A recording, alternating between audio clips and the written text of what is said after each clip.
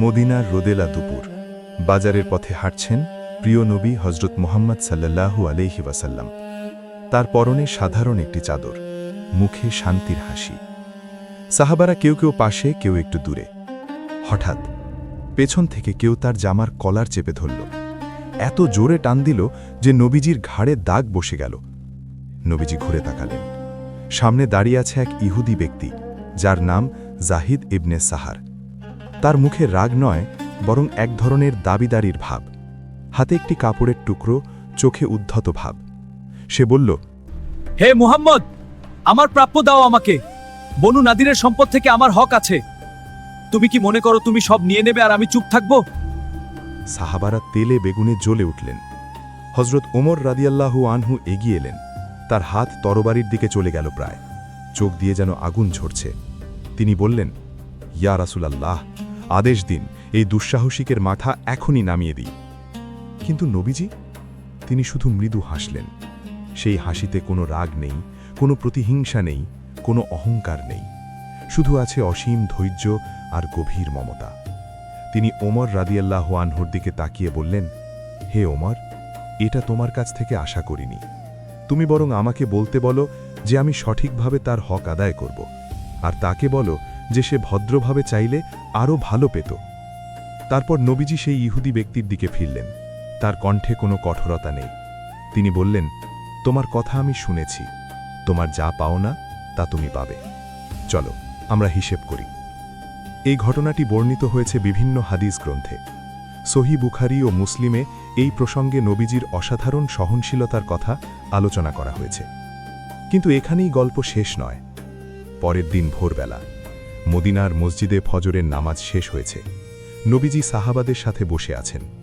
এমন সময় দরজা দিয়ে ঢুকলেন সেই ইহুদি ব্যক্তি, জাহিদ। কিন্তু এবার তার চেহারা সম্পূর্ণ আলাদা।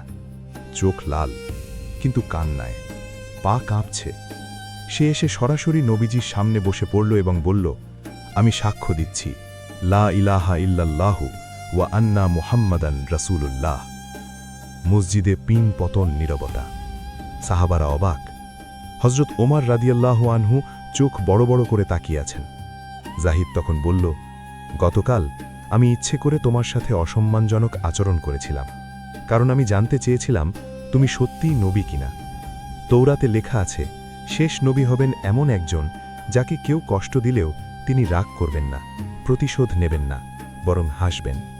গতকাল তুমি ঠিক তাই করেছ। আমি এখন বুঝতে পেরেছি তুমিই সেই নবী। নবীজির চোখ ভিজে উঠল। তিনি এগিয়ে গিয়ে জাহিদের কাঁধে হাত রাখলেন এবং বললেন, আল্লাহ তোমাকে হেদায়েত দিয়েছেন, তুমি আজ থেকে আমাদের ভাই। এই মুহূর্তে মসজিদে যারা ছিলেন তারা অনেকেই কেঁদে ফেললেন, কারণ তারা দেখলেন একটি ধৈর্যের মুহূর্ত, একটি ক্ষমার মুহূর্ত কিভাবে একটি মানুষের সারা জীবন বদলে দিতে পারে। হজরত ওমর রাদিয়াল্লাহু আনহু পরে বলেছিলেন, আমি যদি গতকাল তরবারি তুলতাম তাহলে আজ এই মানুষটি ইসলামে আসত না। নবীজির সহনশীলতাই তার হেদায়েতের কারণ হয়েছে। শিক্ষা ও উপলব্ধি। কোরআনে আল্লাহ তাআলা বলেছেন, নিশ্চয়ই তুমি মহান চরিত্রের উপর প্রতিষ্ঠিত, সূরা আল কালাম আয়াত ৪, এবং বলেছেন, তুমি ক্ষমার পথ অবলম্বন করো, সৎ কাজের আদেশ দাও এবং মূর্খদের থেকে বিমুখ থাকো, সূরা আল আরাফ আয়াত ১৯৯। নবীজির এই গুণই ছিল তার সবচেয়ে বড় দাওয়াত। তিনি কথায় নয়, চরিত্রে মানুষকে জয় করতেন। জাহিদের মতো কত মানুষ এসেছিল শত্রু হয়ে, চলে গিয়েছিল ভাই হয়ে, কারণ নবীজির হৃদয়ে ছিল না ঘৃণা, ছিল শুধু ভালোবাসা, ছিল না প্রতিশোধের আগুন, ছিল হেদায়েতের আলো। সাল্লাল্লাহু আলাইহি ওয়াসাল্লাম। জাহিদের নতুন জীবন। মসজিদের সেই সকালের পর থেকে জাহিদ আর আগের জাহিদ নেই। তার ঘরে ফেরার পথটা আগের মতোই, একই গলি, একই খেজুর গাছ, একই পাথুরে রাস্তা। কিন্তু সে নিজে বদলে গেছে ভেতর থেকে। এমনভাবে বদলে গেছে যেন বুকের ভেতরে কেউ একটা ভারী পাথর সরিয়ে দিয়েছে। বাড়িতে ঢুকতেই তার স্ত্রী সারা এগিয়ে এলো। সে লক্ষ্য করল জাহিদের চোখে আলো। এই আলো সে আগে কখনো দেখেনি। সারা জিজ্ঞেস করল, কি হয়েছে তোমার? সকালে রাগ করে গেলে ফিরলে হাসি মুখে। জাহিদ ধীরে ধীরে বসল, তারপর বলল, সারা, আমি আজ ইসলাম গ্রহণ করেছি। ঘরে নীরবতা নেমে এলো। সারার মুখ পাথর হয়ে গেল। সে কিছুক্ষণ চুপ করে থাকল, তারপর ধীরে বলল, তুমি কি পাগল হয়ে গেছ? আমাদের সমাজ কি বলবে? তোমার বাবা কি বলবেন? মহল্লার লোকেরা? জাহিদ তার হাত ধরল, বলল, আমি গতকাল একটা পরীক্ষা নিয়েছিলাম। সেই পরীক্ষায় আমি যা দেখেছি তা আমি তোমাকে বলবো, তুমি নিজেই বিচার করো।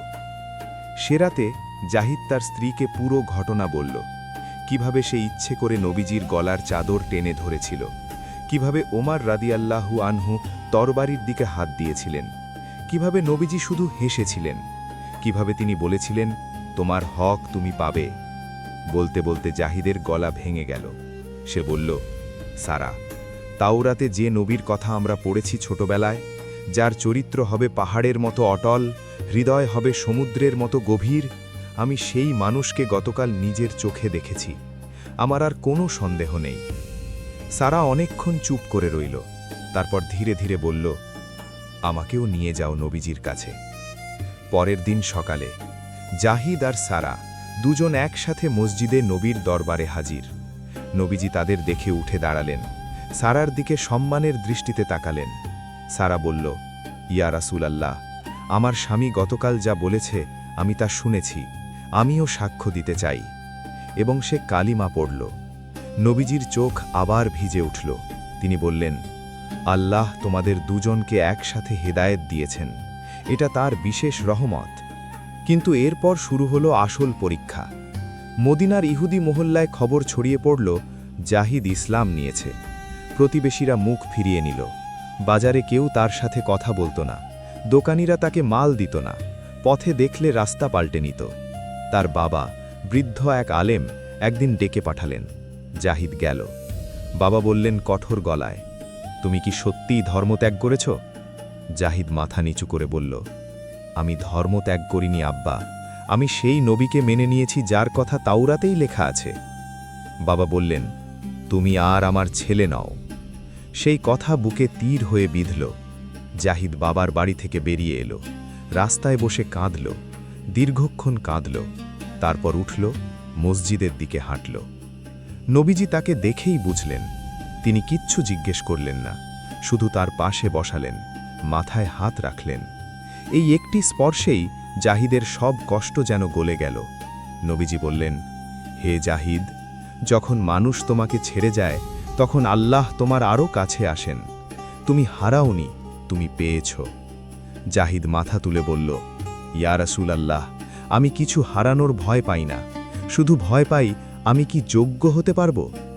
নবীজি হাসলেন, বললেন, যে নিজেকে অযোগ্য ভাবে সেই সবচেয়ে যোগ্য। এরপর কেটে গেল কয়েক মাস।